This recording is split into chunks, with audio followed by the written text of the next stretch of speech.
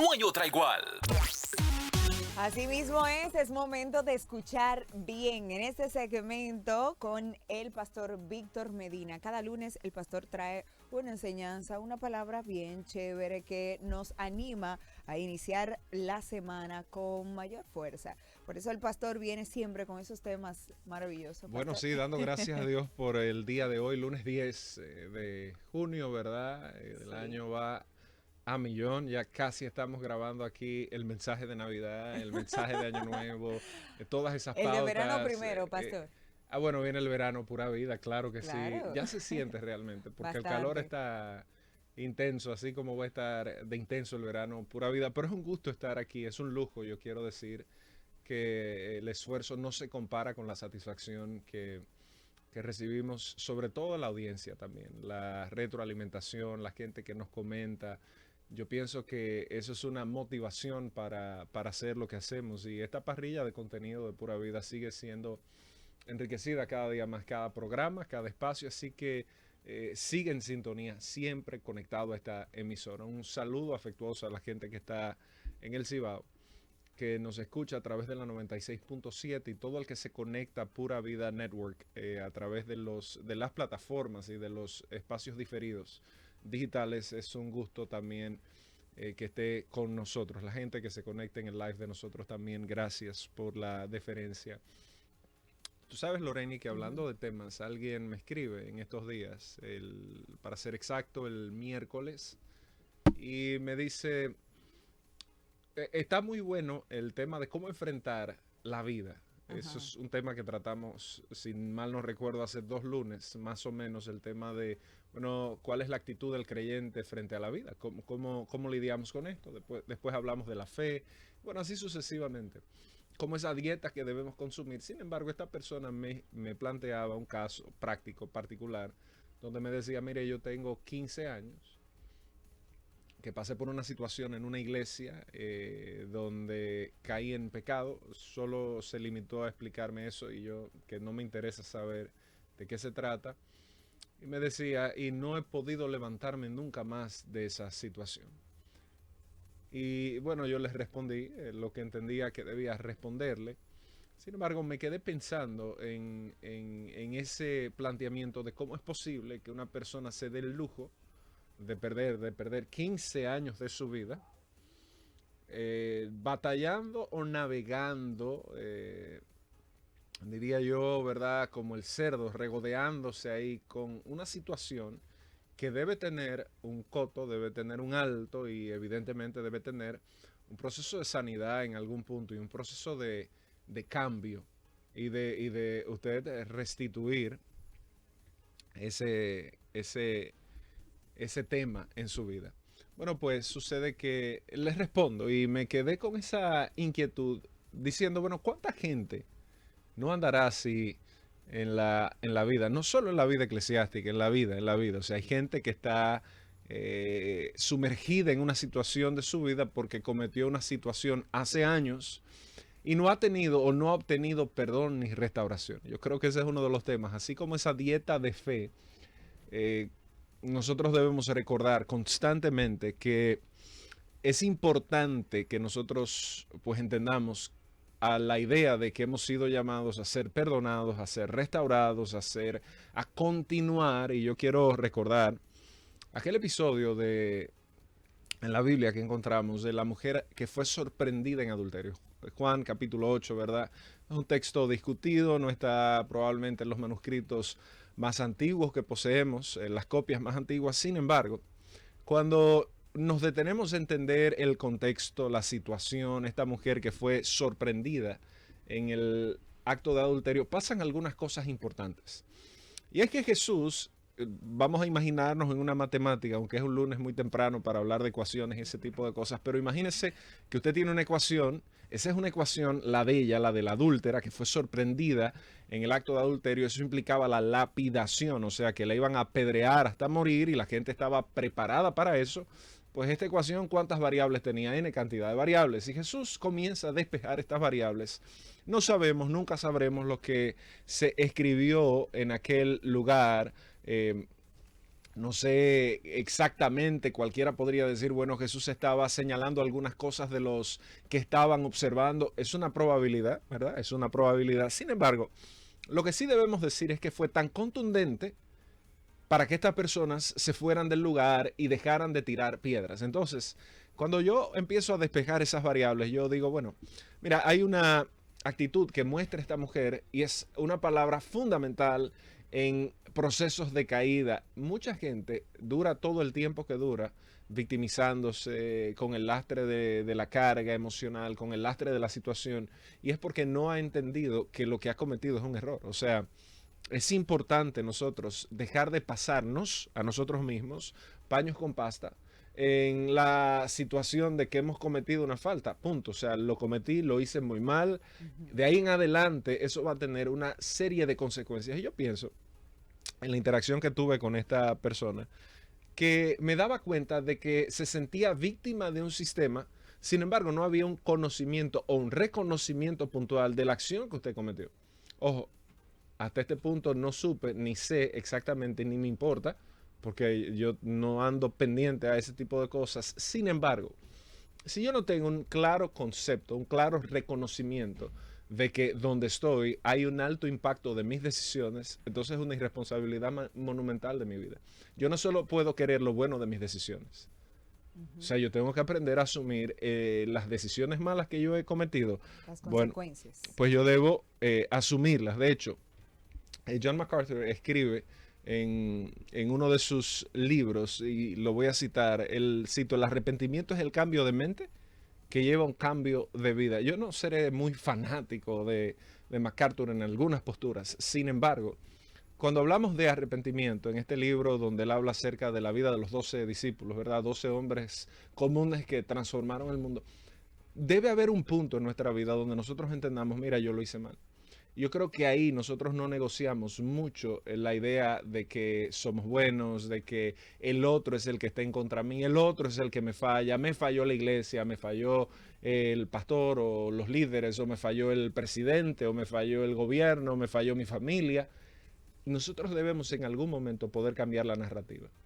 O sea, usted va a durar no 15 años, va a durar la vida entera dando vueltas como el pueblo de Israel en el desierto, dando vueltas en círculos si usted no entiende de que usted es el que se ha colocado en esa posición.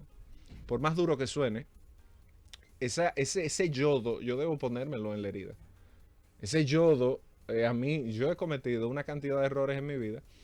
No creo que he sido el que más errores ha cometido. También creo que he cometido demasiados errores para la posición que ocupo. O sea, repito, no creo que he sido el que más errores ha cometido. Pero para la posición que ocupo, demasiados errores. Sin embargo, yo no puedo pasarme la vida dando vueltas en esos círculos. ¿Por qué? Porque yo tengo que reconocer, y yo no estoy hablando directamente de mi persona, pero el ser humano debe reconocer dónde está. Y nos gusta que nos aplaudan las cosas aplaudibles. Y yo creo que sí. Yo creo que el reconocimiento es Ujú. necesario para el autoestima. El reconocimiento mesurado, ¿verdad? Es necesario para seguir avanzando. Sin embargo, nosotros debemos aprender a entender dónde estoy, me he colocado yo. Bien.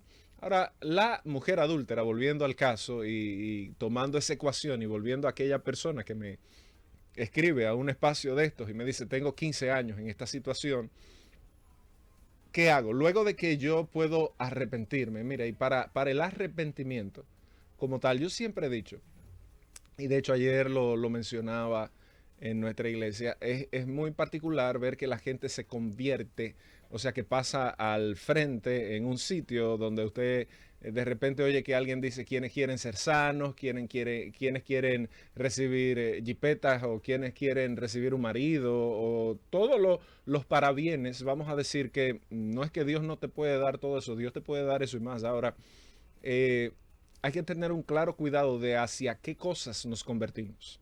O sea, ¿me convierto a lo que el dueño de la mies da, o me convierto a la obra del dueño de la mies?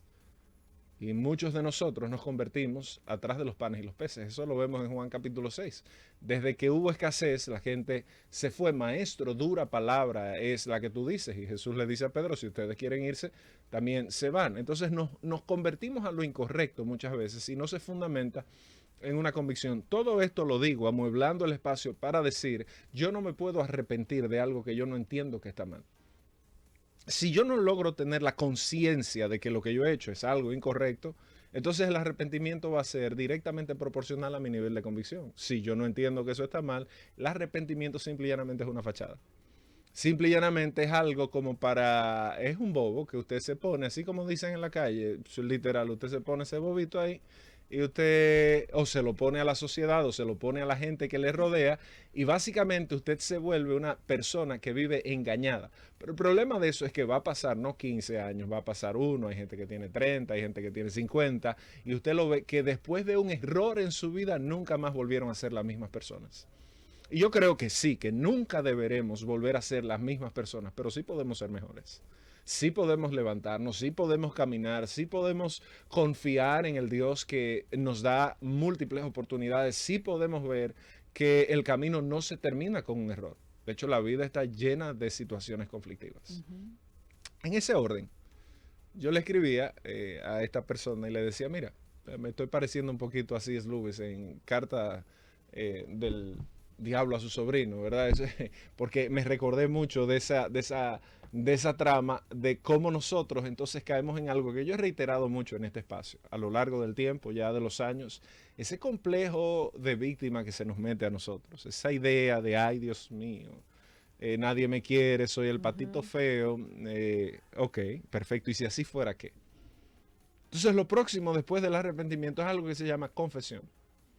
Sí, yo debo poder confesar, y esto es algo muy delicado, pero la misma Biblia lo dice, el que se arrepiente y se aparta, ese obtiene misericordia. Y el proceso de la confesión, que pudiéramos hablar, yo pienso que es denso, es muy teológico. Sin embargo, cuando yo digo algo, fíjate que tú vas a una terapia, pregúntale a Viaris, cuando hacen terapias y cosas de este tipo, generalmente muchos terapistas escuchan, terapistas conductistas y demás, escuchan a la persona, pero es parte de un ejercicio no solo de que te quiero escuchar, sino de que yo quiero que tú te escuches, de que tú puedas verbalizar con tus palabras y que tus oídos y tus sentidos puedan estar atentos a lo que tú estás diciendo, porque muchos problemas están en la mente. De hecho, está científicamente comprobado que el 90% de las preocupaciones que nosotros tenemos son ansiedades que no ocurren. Simple y llanamente son elementos que están dando vuelta en nuestro lóbulo frontal y nosotros entendemos que sí, eso ocupa, imagínense que fuera una computadora, eso ocupa una memoria RAM, pero eso no está pasando, no está sucediendo. De hecho, está demostrado que generalmente no sucede. Ahora, en ese orden, cuando tú dices, bueno, ok, yo salgo de este complejo, ¿cómo yo me levanto? Que era la pregunta de esa persona. ¿Cómo yo me sacudo? Y viene el tema entonces de yo poder, cuando yo verbalizo y cuando yo digo, mira Loreni, si yo lo hice mal, la primera persona a la que debemos confesarle nuestro pecado es a Dios. Eso quería preguntar, pastor, porque de hecho en la cultura o en la religión católica se confiesa delante del párroco, delante del padre.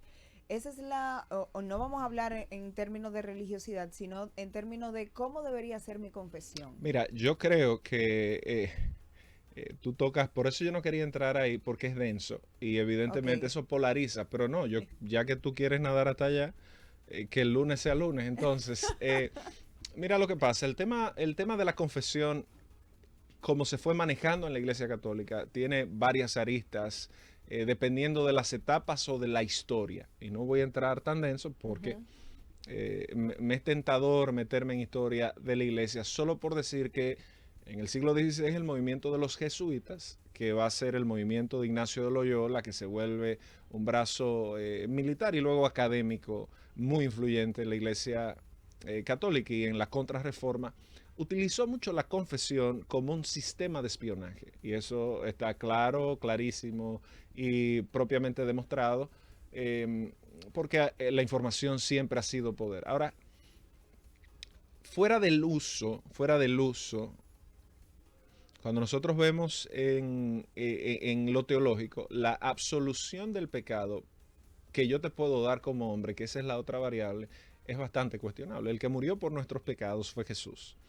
Y el único que tiene poder de absolverlos es Jesús. Hay textos en el Nuevo Testamento que son controvertidos, como cuando se habla de pecados de muerte, yo les doy la capacidad, y eso pudiera entrar en un debate teológico. Ahora, desde la forma más básica es que tú vengas donde mí y me digas, mira Víctor, yo tengo un problema de X, Y o Z, y yo te diga a ti, yo que tengo los mismos problemas o probablemente más que tú, te diga, Loreni, te absuelvo de tus pecados. Esa es una función eminentemente de lo que Jesús hizo en la cruz del Calvario, que fue expiar nuestros pecados. Ahora, si tú me preguntas cuán efectiva es la práctica de yo ir donde un sacerdote a rendir cuentas, yo creo que es muy buena, muy buena. O sea, fuera del aspecto de que teológicamente me lo encuentro un poco burdo la idea de que un hombre pueda perdonar a otro en nombre de Dios, porque para eso hay un vicario y es el Espíritu Santo.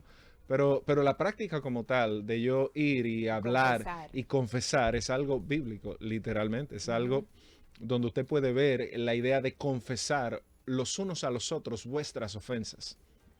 Entonces eso es algo que me hace a mí vulnerable. Yo pienso que eso va en contra de todo el sistema antropológico que se está erigiendo en este tiempo, la idea de que somos empoderados, de que, mire, hay una virtud en ser vulnerable, que nosotros le hemos perdido la gracia porque no nos gusta mostrarnos vulnerables frente a otro. Y mire la adúltera, volviendo a despejar esas ecuaciones, Jesús probablemente le demostró la vulnerabilidad a aquellos que estaban acusando a la adúltera. Entonces, cuando yo te digo, Lorena, mira, yo tengo este problema, obviamente, ¿qué se pone en entredicho? ¿Quién lo dice y a quién se lo dice? ¿Por qué? Porque nosotros nos gusta mucho cuidar la forma. Nosotros nos enseñan, y yo creo que hay que cuidarla hasta cierto punto. ¿Por qué? Porque no a todo el mundo usted va a ir a confesarle un pecado. Este hombre, Jimmy Swaggart, yo cuando hablo de confesión siempre hago la anécdota de él cuando él hace el comentario, y ese es un caso interesante, el de Jimmy Swaggart, el de Jim Baker y Tammy Baker. Ellos eran tres, hay un tercer nombre que no recuerdo, pero que se armó ese debate. El punto es que Jimmy, cuando ya se ve entre las cuerdas, cuando el sistema de espionaje que le montan, bueno, pues estalla, él luego, años después, dice, si yo hubiese tenido probablemente a quien confesar mi pecado.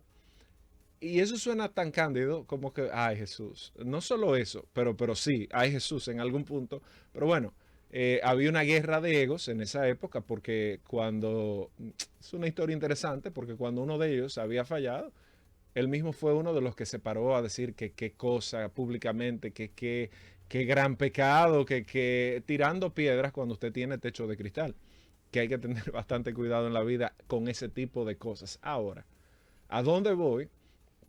Es precisamente a la idea de que él decía, si yo hubiera tenido a quien confesarle, contarle mi pecado, oye, ¿quién? Uno de los televangelistas más importantes de la década de los 80, 70, 80, que te llenaba estadios en la época donde las campañas o cruzadas estaban en boga.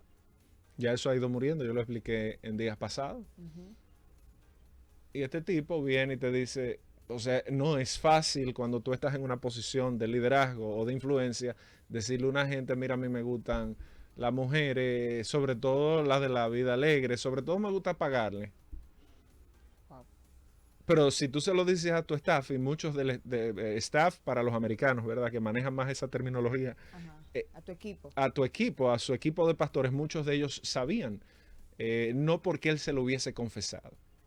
Entonces probablemente ahí había un tema de confrontación, pero yo no es una incisión quirúrgica que quiero hacer en el tema, simple y llanamente es volver al punto de tu pregunta, bueno, confesar. Sí, o sea, yo creo que es buenísimo. De hecho, el que me conoce a mí y tú que has participado participaste en el retiro de nuestra iglesia, si yo soy una gente que, y aquí, ¿cuántas cosas no he dicho yo aquí que pueden comprometer que alguien piensa? Primero, a mí eso me importa muy poco, o sea, honestamente, porque al final a Dios es que le vamos a dar cuentas. Y una de las cosas que debemos aprender Es exactamente hacer lo que Pedro hizo cuando se paró frente al concilio, que le dieron una segunda oportunidad, porque en la primera oportunidad él negó a Jesús. Pero después de la resurrección, ¿qué él hizo? Él dijo, ¿ustedes qué prefieren? ¿Ustedes creen que es justo que yo agrade a los hombres antes que a Dios en el concilio, frente a Anás y a Caifás? Entonces, usted tiene que decidir a quién usted va a agradar. Obvio que sí es importante lo que la gente piensa, porque vivimos en una sociedad con normas, somos seres gregarios. Sin embargo, yo no puedo permitir que el Vox Populis sea el que gobierne y norme mi vida. Y vuelvo al caso de la persona de los 15 años. Usted tiene 15 años viviendo subyúdice de la opinión de la gente y eso se ha ido encarnando y usted lo ha ido entronizando en usted y usted lo ha ido haciendo suyo, que ya lo que para otro era un comentario, para usted se volvió un problema. Y eso pasa mucho, porque la gente, el cerebro, si usted le da cabida a eso está probado neurocientíficamente, si usted le da cabida a un pensamiento, y eso detona en el sistema nervioso periférico, usted simple y llanamente, oiga bien, sistema autónomo, usted simple y llanamente va a ser una víctima de ese pensamiento. Y no va a haber forma de revertirse. Por eso usted va a tener que ir a tratamientos y usted puede terminar, bueno, hay gente que no sale nunca de esa espiral o de ese bucle en el que se envuelve en la vida. Entonces sí, confesar es una práctica buenísima. Ya la teología implícita, eso es digno de revisión bíblicamente, pero sí, mira, entonces usted debe buscar personas a las que usted pueda rendirle cuentas en la vida. Mira, es importante que sepamos, toda caída, cuando yo he tenido situaciones, yo como pastor, no es que debuté simple y llanamente, hoy amaneceré con que quiero hacer un lío. No, ve analizando lo que hace tiempo que el lío lo veníamos haciendo internamente. O sea, no hay una caída externa sin haber una caída interna. Fíjate el caso de Lot. Fue poniendo sus tiendas hasta que llegó a Sodoma y Gomorra. O sea, nadie se tira de paracaídas. Llegué, estamos aquí, llegaron los monstruos. ¡Wey! No. No. Uno va dando pasitos hasta que de repente. Entonces, uno debe hacer un análisis. Y la confesión te ayuda a ir viendo por qué etapa del camino tú vas. Lo que pasa es que no es fácil confesar. Hay que tener valentía, entereza y sobre todo madurez y entendimiento. Usted tiene que negociar. Si usted quiere vivir creyéndose la película de que usted es usted y el non ultra plus de cualquier marca o cualquier detergente en la vida, usted es lo mejor que hay.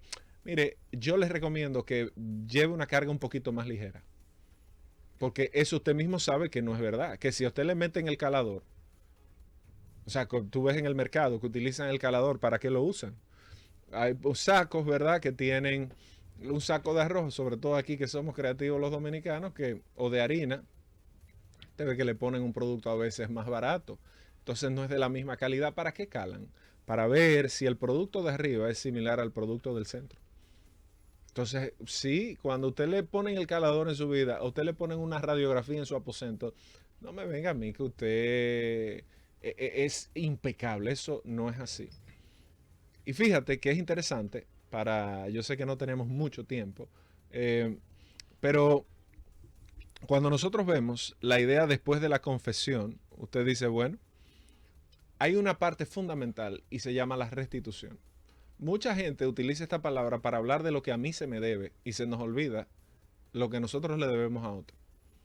Fíjate que cuando nosotros hablamos de restitución, a mí me gusta la frase de J.I. Packer cuando él dice, la confesión es el acto, la verdadera restitución es un acto de justicia que reconoce y rectifica los daños causados por nuestras acciones.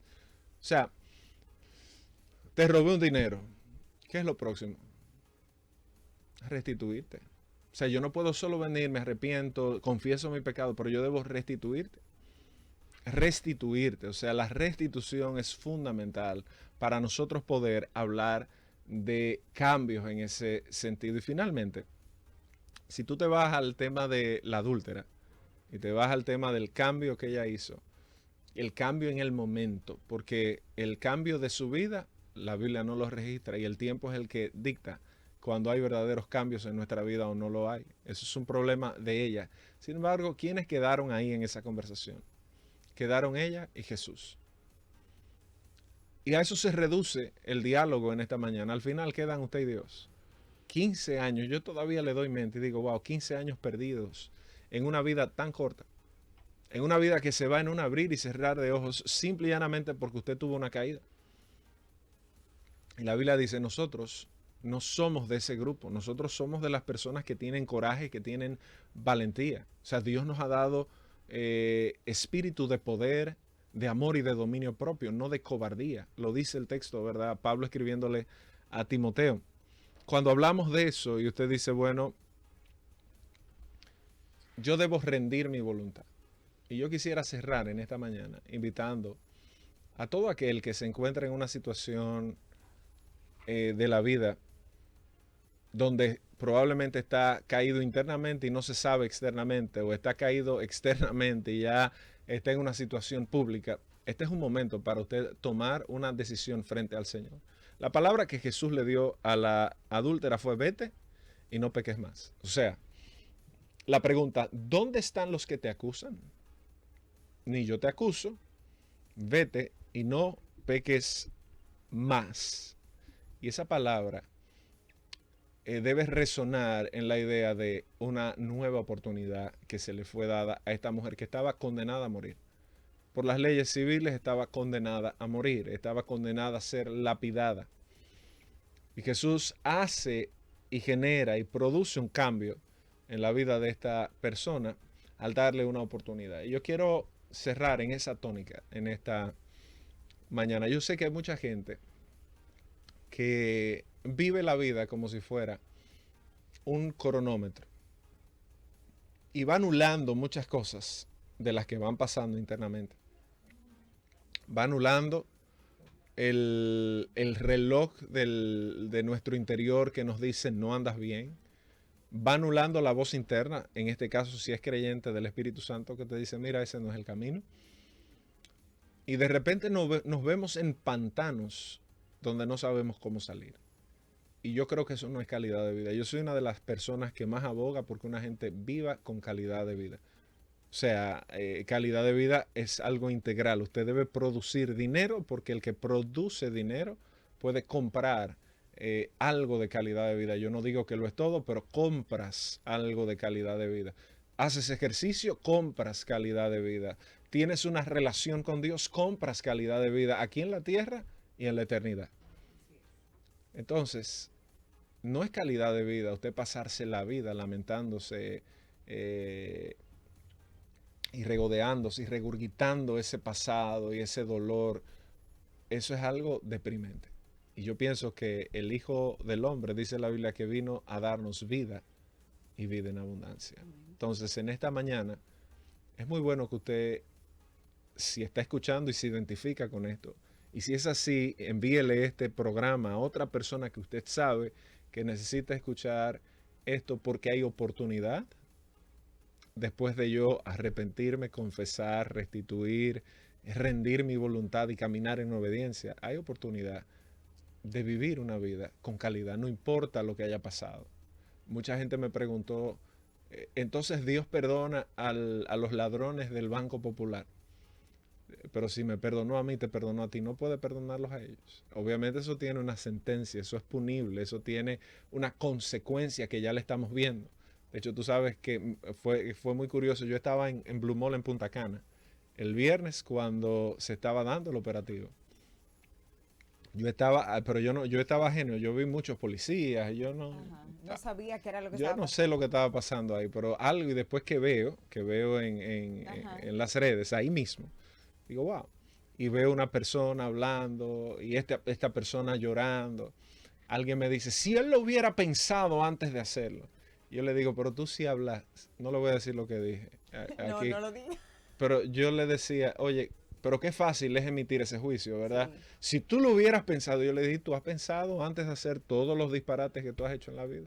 El pecado nos nubla, señores, y no nos permite muchas veces pensar antes de actuar. Si viéramos la película después de, fuéramos ángeles voladores aquí en la tierra.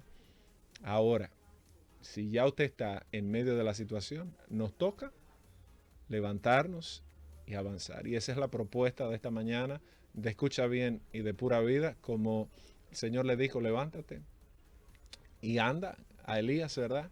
Largo camino te resta. Quiero invitarles a Comunidad Bíblica de Fe. Si usted tiene el tiempo, el espacio, si anda buscando una iglesia, puede visitarnos en Comunidad Bíblica de Fe. Estamos en la calle Carmen Celia Balaguer número 8, en El Millón, ahí. Los miércoles a las 7:30 y los domingos a las 10 de la mañana. La verdad es que estamos viviendo un tiempo muy bueno y usted puede ser parte de eso. Reitero, si no tiene iglesia o si anda buscando un lugar donde congregarse, visítenos allá en Comunidad Bíblica de Fe. Loreni va para allá también, así que ella va a firmar autógrafos prontamente por allá, pero es un placer y de mi parte nos vemos el lunes próximo, Dios mediante. Gracias, pastor. Muchísimas gracias por esa palabra que yo sé que muchas personas ahí le estaban necesitando. Ustedes, si no escucharon esta conversación completa, vaya a nuestro canal de YouTube, Pura Vida Network, para que disfrute de ella. Nosotros seguimos acá con esta programación de Contigo en tus Mañanas.